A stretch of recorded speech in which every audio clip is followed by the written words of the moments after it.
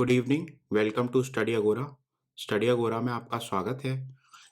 तो आज हम हमारी जो सीरीज चल रही है यूपी पीसीएस प्रीलिम्स के लिए उसका नेक्स्ट वीडियो देखते हैं। तो 60 टू 80 क्वेश्चंस आज हम कवर करेंगे, अराउंड 20 क्वेश्चंस कवर करेंगे। तो पहला क्वेश्चन है mass mortality of olive ridley sea turtles. Olive ridley sea turtles आपको पता है न्यूज में रहते हैं। ऋषिकुल्या और गहिर माता में ये जो है अरीबादा मास नेस्टिंग करते हैं। ये आपको पता होना चाहिए। अरीबादा ये टर्म है इसका। Olive ridley sea turtles, olive जो है इनका कलर होता है शेल का, ठीक है, तो इतना आपको पता होना चाहिए। विच आर वल्नरेबल, ये जो सी टर्टल्स है ये वल्नरेबल है आईयूसीएन की रेड लिस्ट पर। अभी इनकी मास मोर्टेलिटी रिपोर्ट हुई है, तो कहाँ हुई है? आंध्र प्रदेश में, ठीक है, आंध्र प्रदेश में। इसके अलावा उड़ीसा में भी पाए जाते हैं ये। आगे देखते हैं। Chairman of SCO, Shanghai Cooperation Organisation की 2023 की जो मीट होगी उसका चेयरमैन कौन होगा, चेयरपर्सन कौन होगा? चेयरपर्सन होगा इंडिया। एससीओ का हेडक्वार्टर आपको पता होना चाहिए किधर है। हेडक्वार्टर है बीजिंग में। एक और बॉडी है जो कि न्यूज में रहती है, rats, regional anti terrorist structure. तो ये आपको पता होना चाहिए, रैट्स जो है एससीओ से रिलेटेड है। थीम क्या है इस साल एससीओ की 2023 की? थीम है for a secure SCO. For a secure SCO इसकी थीम है। इंपॉर्टेंट है, एससीओ काफी क्वेश्चन आता है। थीम पे पूछ लेते हैं, हेडक्वार्टर पूछ लेते हैं, रीसेंट मीट कब हुई है, चेयरपर्सन क्योंकि इंडिया इस बार है तो इम्पोर्टेंट है, और थीम भी इम्पोर्टेंट है। तो ये आपको हमेशा याद रखनी है। For a secure SCO theme है इस साल की, और चेयरपर्सन जो है मीट का वो इंडिया ही है। हेडक्वार्टर बीजिंग है, और रैट्स मैंने आपको बता ही दिया। The theme of national voters day, national voter day जो सेलिब्रेट किया जाता है 25 जनवरी को, 25 जैन को, इसकी थीम है nothing like voting I vote for sure. Nothing like voting I vote for sure, 25 January national voters day.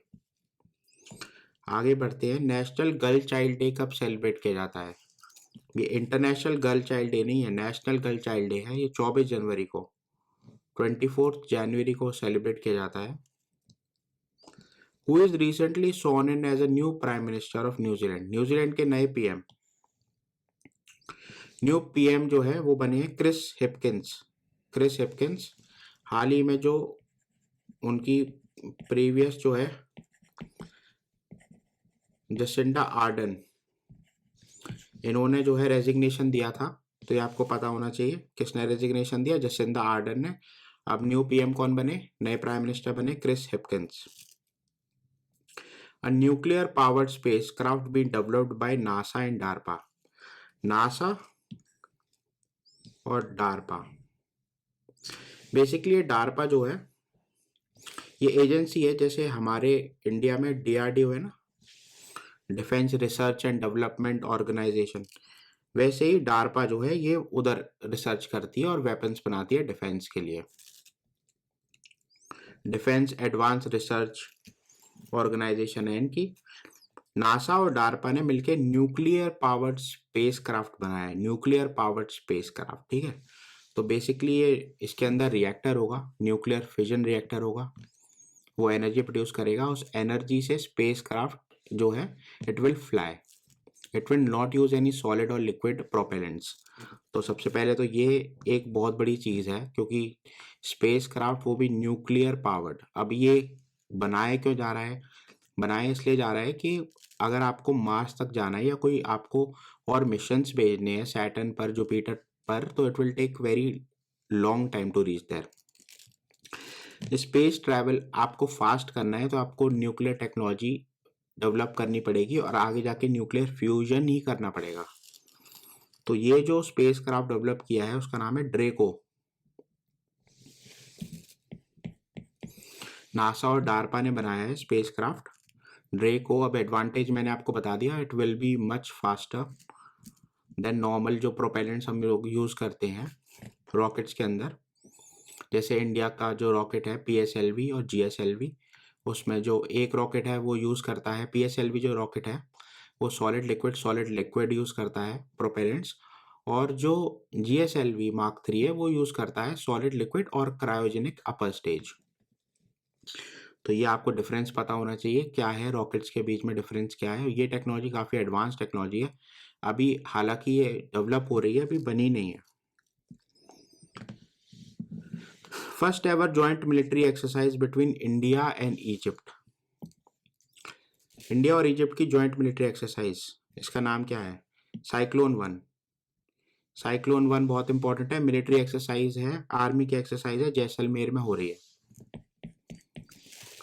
Who will be the chief guest on India 74th, India के 74th republic day पर chief guest कौन है? Chief guest हैं Egypt के president Abdul Fattah al CC.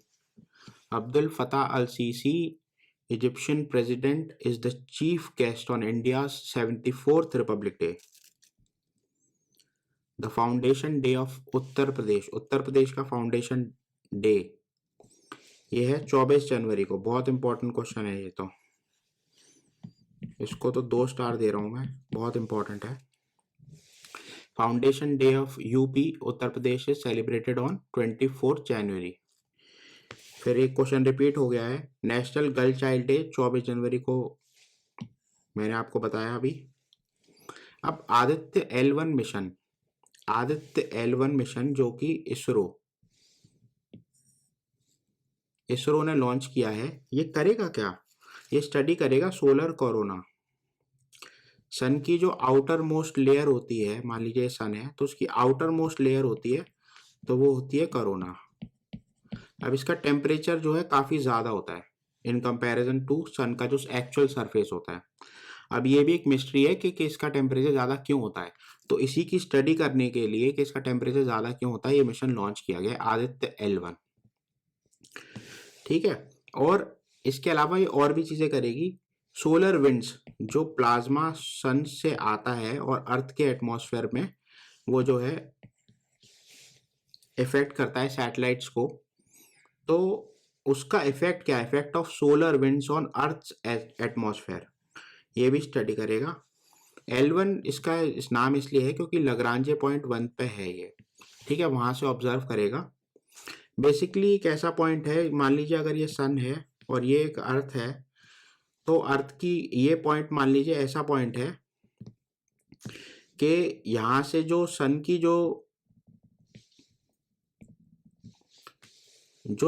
जो gravity है, ठीक है, वो पुल करेगी इस तरफ, और अर्थ की ग्रेविटी मान लीजिए पुल करेगी, तो वो जो इसको बैलेंस कर देता है ना, इस दोनों फोर्सेस को, वहां कोई इफेक्ट नहीं होगा, नेट ग्रेविटेशनल इफेक्ट 0 होगा, तो उसको लग्रांजे पॉइंट बोलते हैं। तो इतना आपको पता होना चाहिए। आदित्य L1 मिशन और पार्कर सोलर प्रोब नासा का है। जेम्स वेब स्पेस टेलीस्कोप आपको पता होना चाहिए, और नासा का आर्टेमिस मिशन। अब आगे बढ़ते हैं, देखते हैं national tourism day. National tourism day celebrated on 25 January. What is the name of world's first intranasal vaccine? Intranasal vaccine है तो सिरिंज की जरूरत नहीं पड़ेगी, इसका नाम है इनकोवैक। इनकोवैक वैक्सीन है। The ICC men's cricketer of the year, ICC के men's cricketer of the year award मिला है बाबर आजम को। International holocaust remembrance day. Holocaust आपको पता है वर्ल्ड वॉर 2 में हुआ था, अराउंड 2/3 जूस जो है they were killed by Nazis, SS Gestapo. ठीक है, ये जर्मनी की बात हो रही है, नाजी जर्मनी की बात हो रही है। तो वहाँ आपको पता है कॉन्सेंट्रेशन कैंप्स थे, आउशविट्स था, बर्केनाउ था, तो वो जो कॉन्सेंट्रेशन कैंप्स में काफ़ी सारे जूस को मारा गया, उसकी international holocaust remembrance day is observed on. अब हम ऑब्वियसली सेलिब्रेट तो नहीं करेंगे, तो ऑब्जर्व भी करेंगे, तो ये थोड़ा आपको पता होना चाहिए। कुछ लोग मैंने देखा इसको लिख देते हैं international holocaust remembrance day celebrated, अरे why we will celebrate the holocaust, We will observe and remember and pay our homage to the people who died. The first India Stack Developer Conference. India Stack क्या है basically? अभी news में है term जो है India stack. Basically आपने news में पढ़ा होगा कि some countries are asking India से मांग रहे हैं वो कुछ ये यूपीआई का जो टेक है, एनपीसीआई, फिर ठीक है आधार इनेबल्ड पेमेंट सिस्टम, फिर भीम. तो ये जो पूरे जो प्रोडक्ट्स डेवलप हुए हैं, आईटी प्रोडक्ट्स डेवलप हुए हैं, फिनटेक प्रोडक्ट्स आप बेसिकली बोल सकते हो. तो ये इसको जो टर्म दिया गया है वो है इंडिया स्टैक. ठीक है. तो ये डेवलपर कॉन्फ्रेंस हुई इसकी to ensure wider adoption of India digital goods. ठीक है, ये सब डिजिटल गुड्स ही तो है बेसिकली. तो उसकी जो कॉन्फ्रेंस हुई उसका वेन्यू क्या था? वो था न्यू दिल्ली. इतना इंपॉर्टेंट नहीं है लेकिन फिर भी आपको ये पता होना चाहिए कि ये सब एक्सपोर्ट करके इंडिया सर्विसेज को रेवेन्यू आ सकता है. So you can reduce your FD, fiscal deficit आप कम कर सकते हो. What is the name of indigenous mobile application? Indigenous mobile application develop करी है आईआईटी मद्रास ने. उसका नाम क्या है? उसका नाम है भार ओएस. बेसिकली भारत ओएस तो उन्होंने शॉर्ट फॉर्म कर दिया उसका, BHAR OS. आपको पता होना चाहिए. आईआईटी मद्रास इंपॉर्टेंट है, इसने डेवलप किया है. What is the theme of India international science festival? India international science festival की थीम क्या है? थीम है marching towards Amrit Kaal with science, technology and innovation. ये थीम इंपॉर्टेंट है, इंडिया इंटरनेशनल साइंस फेस्टिवल. अब आज का लास्ट टॉपिक देख लेते हैं, Bhopal declaration. Bhopal declaration news में थी, G20 से रिलेटेड है. ठीक है, G20 समिट हो रही है, इतना आपको पता होना चाहिए इंडिया में. तो आज के लिए बस इतना ही, फिर मिलते हैं नेक्स्ट 20 क्वेश्चंस के साथ.